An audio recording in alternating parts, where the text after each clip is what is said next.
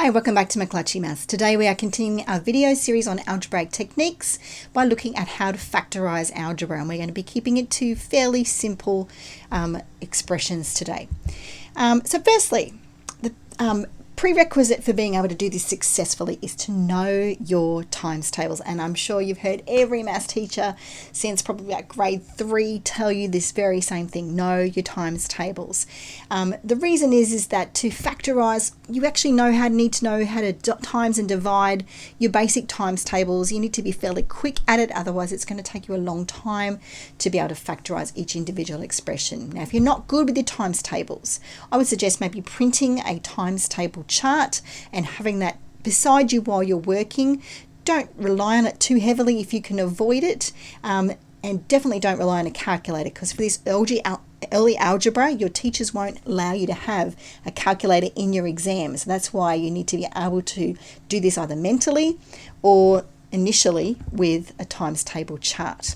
Okay, so what do we mean by factorizing?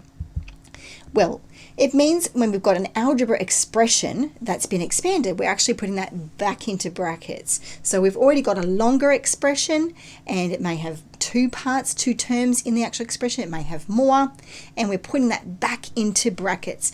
And our keyword here inside the word factorize is the word factor. So here is what we mean by factorizing. So firstly, we're going to find the highest common factor of two or more terms. Now, two terms may have numerous factors in common, but the way that we factorize properly is to find the highest common factor of both.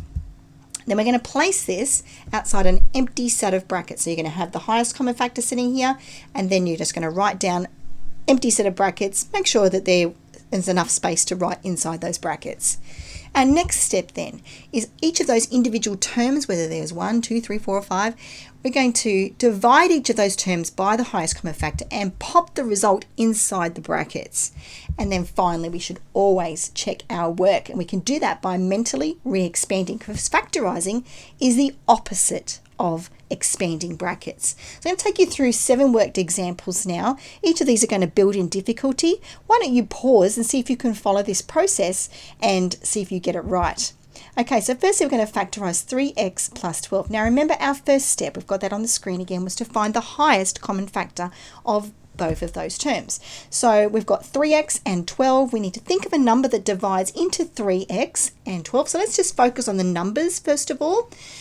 So a number that divides into both of those, you might want to look on your 3 times tables and you'll find that 3 divides into 3 and 12. So that's our first one there. We're going to put 3 outside a set of empty brackets. So now we've got the 3 and the empty brackets. So now what we're going to do is we're going to take each of those terms, 3x and the positive 12, we're going to divide them by that common factor of 3. So 3x divided by 3, well, the 3 divided by 3 makes just 1, so we're going to end up with just an x. We're going to place that result inside the brackets now. Then we take 12, positive 12, we divide that by 3 and we get positive 4. And now we have factorized 3x plus 12. We put it into brackets, but we need to make sure we check our work first before we move on by mentally re-expanding. That's important. So 3 times x makes 3x up here. We're just checking that work, and then 3 times 4 makes 12. And we've also checked our work. Now, some of these easy ones you might find that you may be fairly confident in your own abilities and you won't need to do that mental check. It's always a good idea too, though. But especially when you're working with powers and negative numbers, which we're going to do towards the end of our examples, you definitely want to check your work. Worked example number 2, we're going to factorize some slightly more difficult numbers this time, 12xy plus 36.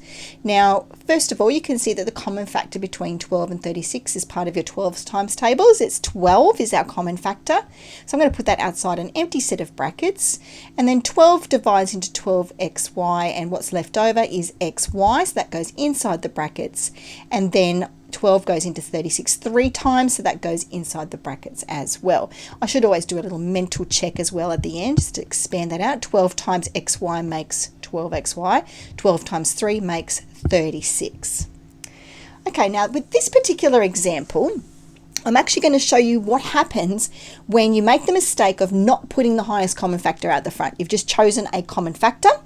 How do we fix that problem? So I can see straight away that 10 is actually the highest common factor of 10j and 60. But I also know both numbers are even. So if I didn't know my 10 times tables, I might just have a crack at using the number 2. So what if I put 2 out the front of brackets? Well, 2 goes into 10j 5 times. So 5j is left on the inside. Plus 2 goes into 60 30 times. Now, I've had students do this in the exams, and they've said to me, well, if I expand that out, I get 2 times 5j makes 10j, and 2 times 30 makes 60. I have factorized it. The problem is that you haven't what's called fully factorized it. You haven't taken the highest common factor at the front, which is what is the convention to do. So what I need to do here is when I'm doing that mental inspection at the end, I'm going to look at 5j and look at 30, and I'm going to decide, is there another factor of 5 and 30 that actually I should have put out the front? There is a common factor here. It's 5. So 5 goes into 30, 5 goes into 5j as well. So what I'm going to do to fix what I've done, I could redo the whole question, which is one way of doing it. I could also remove this factor inside the brackets by taking that common factor of 5 and multiplying it by the number that's already outside the brackets, that 2. So I'm going to do 2 times 5 will go out the front, and that will make 10. Now I need to then fix the 5j and the 30 inside the brackets as well. So I'm going to divide both of those numbers by the 5. And what I'm going to get is 5j divided by 5 gives me just j, and 30 divided by 5 gives me 6. So now if I re-expand this out mentally, 10 times j gives me 10j, 10 times 6 gives me 60. And if I double check inside the brackets again, there's no common factor between j and 6, so I've definitely fully factorized. Our next worked example, we're going to look at what happens when we've got letters in common with both of our terms. You'll notice here that I could find a common factor between 15 and 12, and I know that is 3 goes into 15 and 12. It's in the 3 times tables. But you'll notice also that there's an x in common with both of these. So it's actually a common factor of both of these two particular terms, which means it's not just the 3, but also the x. 3x is our highest common factor. So be aware as well, sometimes you can have letters that are common factors between both terms. Now 3 goes into 15 5 times, and so I'm left with 5y because x goes into xy just y times, because x divided by x makes 1. Now 3 goes into 12 4 times, x divided by x makes 1, so I'm left with just 4. And this is why you should always just mentally recheck by expanding out again, because now we're getting a little bit more complex. It's a good idea to check our answers. So 3 times 5 makes 15, correct. X times y makes xy, correct. So we got the first part right. 3 times 4 makes 12, and the x goes on the end as well there. So I've made this one a little bit more complex. Worked example number 5. We've now got some powers. I'm not going to overcomplicate it. We'll get more into this when we do our index laws down the track. But what we're going to looking at here is we've got that letter M in common for both sets of terms. So it's going to be a common factor that will sit outside our brackets. And our common factor between 20 and 4 is also 4. 4m is going to go outside our empty set of brackets.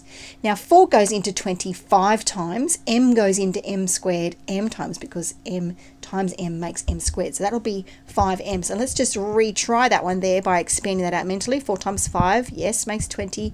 M times m makes m squared. So I've got that right. And I'm going to have inside the brackets plus 1 because 4m times 1 makes just 4m. So sometimes you'll get situations where the whole term will end up outside the brackets. So do watch out for that. A lot of students do see this sort of thing and they think they can't put the whole term outside the brackets, so they'll try for just 2m. But then what you're going to end up in here inside the brackets again is that common factors inside the brackets, and you're going to have to move that back outside. Okay, we've got our final worked example here today, and it's involving negative numbers. Now, negative numbers are one of those tricky ones that you definitely need to double check you've factorized correctly at the end. So I can see that G and K are not common, so I'm not going to have letters outside my brackets this time, but I am going to have numbers. I've got -3 and -6. So the negative is common, and also 3 is a common factor of 3 and 6. So -3 will go outside my empty brackets. -3 times G makes -3G. And then I've got a negative and a negative here. So you might be wondering, maybe I'm going to put a negative inside the brackets, but I'm not. I'm actually going to put a positive 2K. The reason for that is a negative times a positive makes a negative number. So if I was to put another negative in here, I would end up with a positive 6K here. So if I re-expand this out now, -3 times +2 makes -6K. So that's why it's important just to do that mental expansion at the end, especially when you're working with negative numbers, just to make sure you've got the right ones outside the brackets. I could have also done this a little bit differently. I could have put a +3 on the outside, and then I would have had a -G on the inside and a -K on the inside. It's technically more correct to have that negative number on the outside because it is the negative number that's the factor of both. Well, did you find this video helpful? I sure hope so, because if you did, we would love to hear about it. Please do message us here at McClutchy Maths by leaving us a comment in underneath the video, or you could tell a friend, share the video on Facebook or Instagram, or email with a friend or a family member or even a teacher, and like and subscribe so you'll know when the next video in this series is coming up, because we've got a lot coming in this particular series. And if you've got any questions or anything to offer or add, you can message me at mcclutchymaths@yahoo.com. You can also engage on Facebook and Instagram. Well, thank you so much for joining me here at McClutchy Maths. I'm Natalie McClutchy. Have a wonderful day.